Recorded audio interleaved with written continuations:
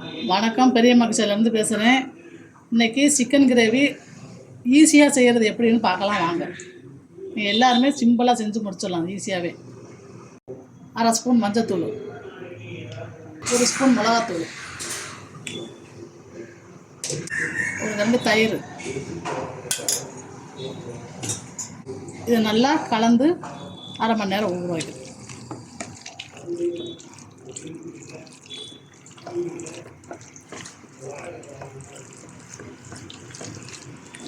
சாஃப்டாக இருக்கும், அதனால இப்படி ஊற வைக்கணும். இதுக்கு வந்து சின்ன வெங்காயம் ஒரு கப்பு வச்சுருக்கேன், சின்ன கப்பில் 1 கப்பு. தக்காளி 6. இது ரெண்டையுமே மிக்சியில் தனித்தனியாக ஓட்டணும்.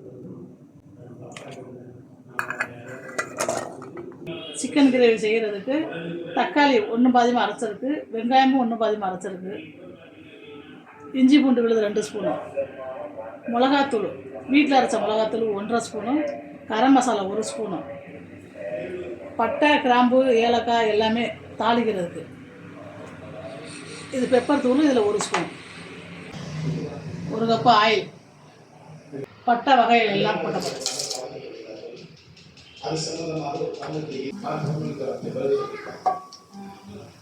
வெங்காயம்,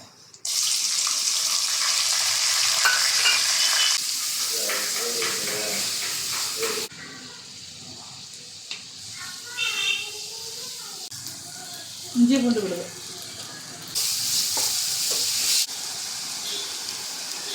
தக்காளி,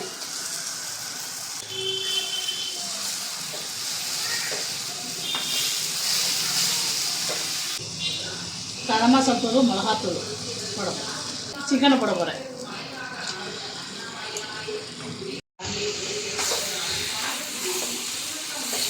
இந்த கிரேவி தேவையான உப்பு,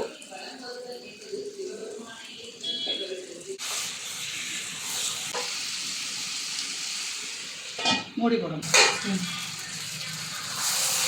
அடி பிடிச்சிருந்தோம், அப்பப்போ கிண்டி விடணும்.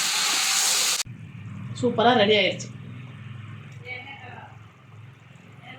இப்போ பெப்பர் தூள்,